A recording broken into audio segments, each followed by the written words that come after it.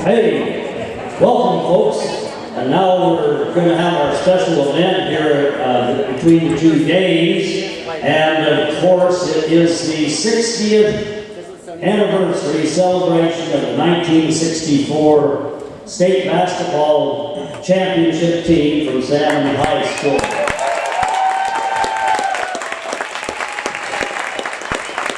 And in that class, the 63-64 class, they did also win a trophy, the second trophy ever in football. So we'll have the 63 football team be coming out. A lot of them are the same members.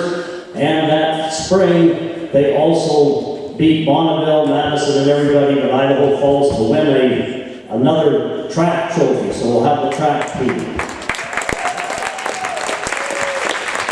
And we're going to be having a special poem recited in a few minutes.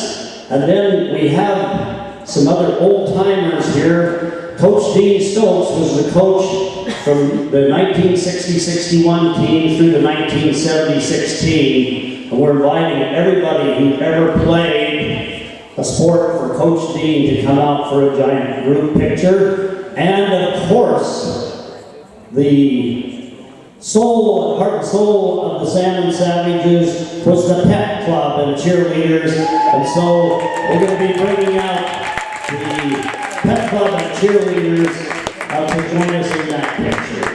So let's start right away with, yes, I had to be the moderator. I was on that team of 64, but nobody else was old enough to remember what happened. So, or who's on the team, but we have pictures. So, okay, so the members of the 1964 team, you boys stand right there. We're going to have you come out and line up around here. And our captain, of course, was Bob Goodman, the center for the Tigers.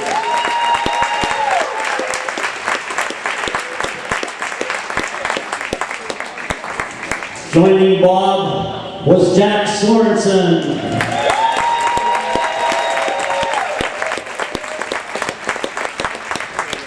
Both Jack and Bob were voted to the first team All-State. Congratulations. Next, we have Vaughn Jolly. Vaughn is in Provo, where he's BYU professor for years and years. So accepting for Vaughn is his brother-in-law, Boyd Stokes. Vaughn was All-State, second team All-State. The point guard was Don Wolf. Don is in Boise. Filling in for Don today is Mike Barrett. Mike was on the basketball team from the 7th grade on, and then injured his knee in the last game in football. He was on both the track and football team, and he played on all the basketball teams until his final year. For Dennis Moody, one of our great reserves that came in that state game, Bruce Mulkey's going to come out and fill in for Dennis. Bruce also was on that championship football team, our big lineman, and also in the track team.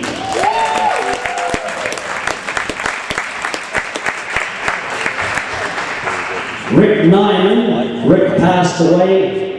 We expected Ted Nyman, his son, was going to try to fill in, but I don't see Ted here today. But Rick Nyman played same from the 5th grade on, every year. So Rick has passed away. Buck Stout was our manager. Buck has passed away.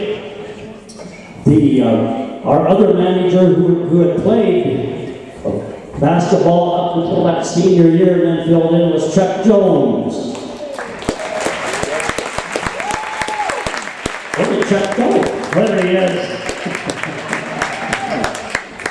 We also had Ron Sorensen, a sophomore, stepped up. He's represented by his brother Jack here today. And the big man, the tallest guy on the team, was junior Don Tracy. And I think he still is the tallest. Of course, the guy that made the winning shot in that overtime game, Jordan Smith. Jordan's not here today. He's off enjoying his increased wealth, as I think Jordan's probably. And our two wealthy guys, Jordan Smith, and then our great business guy, Ted Crumley, one of our big reserves, represented by Steve West here today.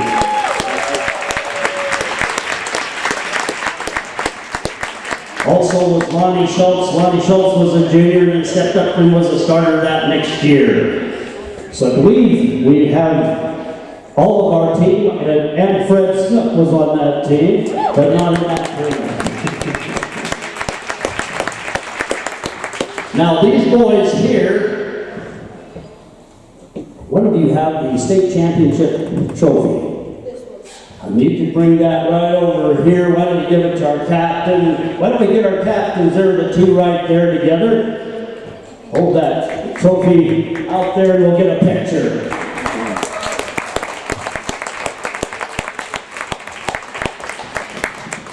Now I don't want you guys better give it back to these young guys to hold. We don't want something to happen to it. Okay, now I think we've introduced everybody that.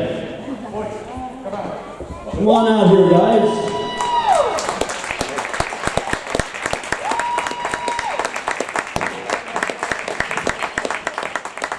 Yes, because these are going to be future champions.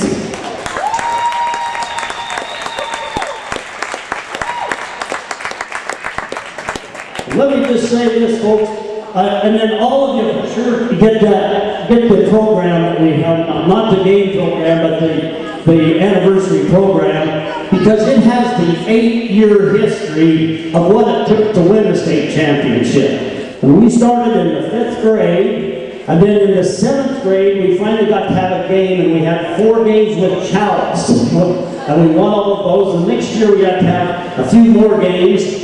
Our freshman team was undefeated, 9-0, and we played Madison, Hamilton, Dillon, and others. We had a great JV. Bob had already moved up. Don had moved up. They then won the first district championship up there in basketball, 1962. They won that. And then the next year we won the district. And that was the first team that ever went to state, 1962. They went back to state in 63, and then won the state in 64. Last night I was here, these boys were playing Chalice. Chalice had beat them a couple weeks ago, but they beat Chalice pretty good last night. At the end of that game, when it was in real crunch time, there were 2 freshmen on the court, a sophomore, and one senior and 1 junior. So, I mean, we have a lot of youth here. I think there's only a couple seniors on the whole team this year. So we have a lot of freshmen and sophomores that are playing varsity right now, and they're going to be darn good this year, next year, and in 2 years, they'll be state champions.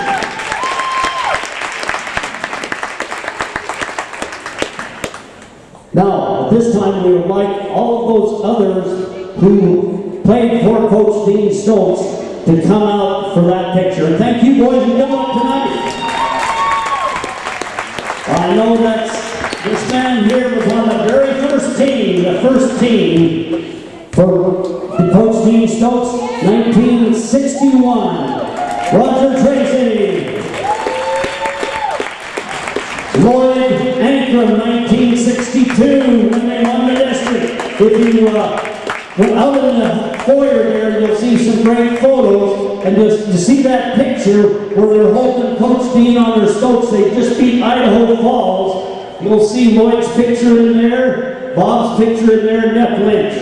Here's the track man right here, the first 2-miler in Savage history, Johnny Butts.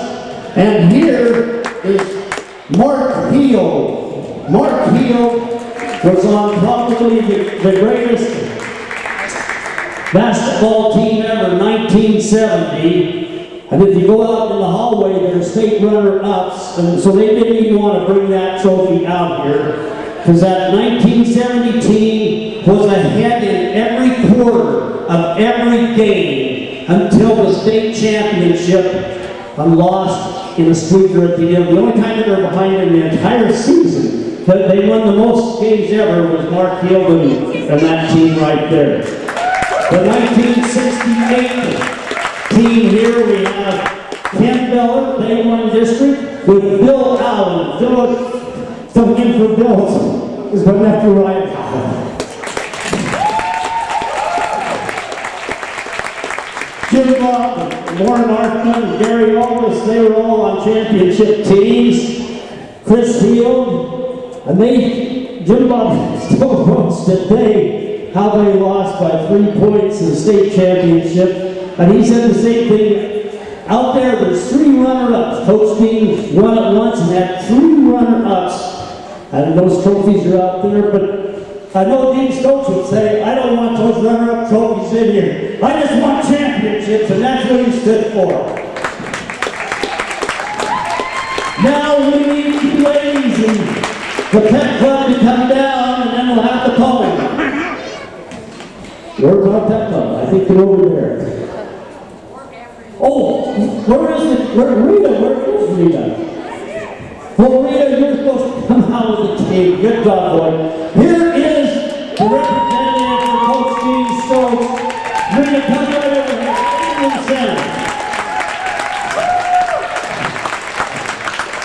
Came all the way from Sandy, Utah. And boys, you bring that trophy out here. Rita, this lady right here. We want a picture right here, Rita, right between the guys right here. Representing Coach Dean Stokes.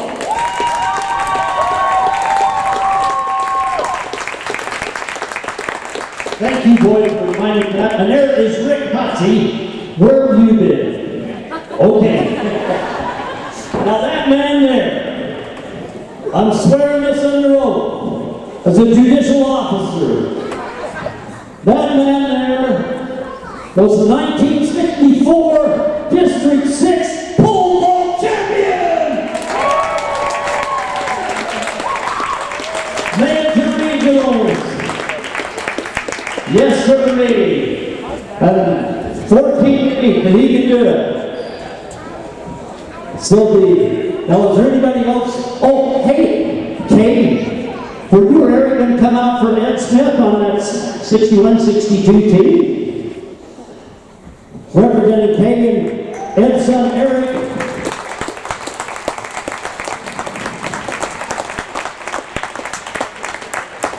Now, I know we have some cheerleaders and we have some pep club right there. Here's Melba. Vicky, are you ladies going to come down? You're sure welcome. Okay, up there was the 1962 cheerleaders. Martha and Vicky, and I think Sherry Stokes was down here. Vicky Hoover. There's Kathy McDonald. We see your picture in that picture of the pep club. Any other pep club members out there? I think. Let's get Sherry Stokes. She was one of our cheerleaders down here. And I know Denzel was a cheerleader. Okay. Let's go, Diz. Let's go. Yeah. And Sherry tells me she used to play basketball with me, and she was just a kid. She was just a kid. Yep.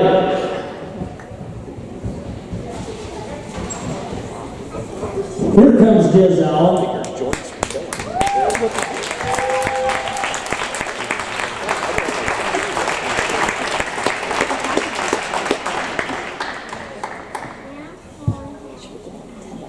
Well, folks, everybody stand perfectly still, and we're getting ready for the big finale, Dan Brown and the poem on the 1964 team. Come on out.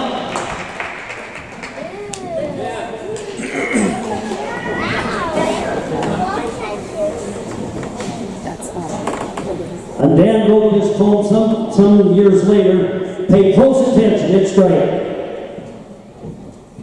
So what once again, I find myself telling a story when everybody already knows the ending. Thank you, Fred. Aren't you guys tired of hearing this? No. Good.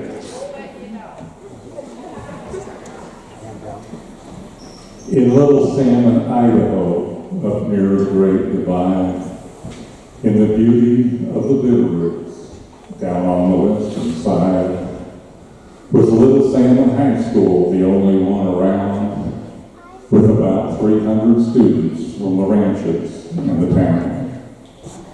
They called themselves the Savages, a proud and fitting name. Orange and black were their colors, and basketball their game. Old Salmon had a football team, and we were proud of it. And in the spring, a track team that had no word for quit. So we would go and watch and cheer the track and football teams, but basketball and Coach Dean Stokes is where we held our dreams. So I sit and think of him and smile and think a little more and recall the Salmon Savages of 1964. Short days and snowy weather may bring on winter blight, but never when the Savages were home on Friday night. I loved the girls cheering in the gym at SHS, the sweaty, smelly conflict of a desperate full-court press, the chronic thirst for victory with streaming throats so dry, the band and pep clubs sending out for beer for Salmon High. My memory of the details you may consider poor. I was struggling with puberty in 1964. But I hadn't missed a home game since I was maybe 8. So here's the team of 64, as best I can relate. Bob Guzman started center, and the locals used to say that he'd only missed by inches being in the NBA. One starting guard, Jack Sorensen, was a cannon from the field, and Don Wolstride was deadly when Guzman's picket wheel. Fred Snook controlled the backboards. He was big and strong and fast. Bob Jolly's cut was quick and sure when Sorensen rolled and passed. And then the bench. But what a bench. Such depth is seldom seen. An essential mechanism in this basketball machine. There was Whitey, Crumley, Tracy, Moody, Nyman, Schultz, and Smith. The latter was a forward that we're not finished with. Their season is recorded in the Savage Hall of Fame. Could such a team, with such a coach, have lost so many games? Well, they won a few and they lost a few and they traded tit for tat. The schools they played were in the South, where Idaho was flat. The biggest school and toughest from the land without a hill, defeating Salmon 3 for 3, was mighty Bonneville. But the rules said that each district sent first and second best to play for statewide champion, so Salmon joined the rest. But adults and others so inclined to face reality knew that Salmon winning state was an impossibility. That when the games were over, the gymnasium gone still, the biggest, tallest trophy would go home with Bonneville. Still, the big schools gave them credit for being pretty good for a little country mountain school that they all understood. But a snowball had a better chance of doing well in hell. And that's before they heard about the change in personnel. Fred Snook was out with injured knee. He had to be replaced. Coach Stokes presented Jordan Smith the challenge to be faced. And it's a shame to waste the jersey, and the gauntlet must be passed, said Stokes, who found a player from among the sophomore class. It was Sorensen's little brother Ron promoted from JV. In case we have to bust a zone with more artillery, if we're to win, we'll need it all, desire, heart, and skill, to do what we've not done before, beat mighty Bonneville. So with record not outstanding, appearing second rate, they went to Pocatello to the tournament for state, where Salmon played the first night and Emmett was the foe. Two little teams with giant dreams just putting on a show. The outcome of the game that night was not considered news, but someone had to win it, and someone had to lose. And when the buzzer sounded to mark the end of play, Emmett had to bat for home, and Sam got to stay. A bigger school the second night, Snake River was its name, and everyone agreed that this was Salmon's final game. But the Savages forced overtime and proved that it was not, when Jordan Smith, with seconds left, put in the winning shot. But the victory and elation came with a bitter pill. The opponent for the final game was mighty Bonneville. They weren't supposed to get so far, they should be back in school. But life can sure be fun, and fate can sure be cruel. Now waiting for the jump ball and for the whistle shrill, there's got to be a recipe for beating Bonneville. So Salmon ran ragged and led through most of the game. But at the end of regulation time, the scores were both the same. Dean Stokes now has a different job that pays in different ways. All wish him well who still recall his Salmon High School days. While some say he's coached better teams, he made Coach of the Year in '64, which must have been the height of his career. So I wonder if his present job can offer him a thrill, like his Savages in overtime, defeating Bonneville.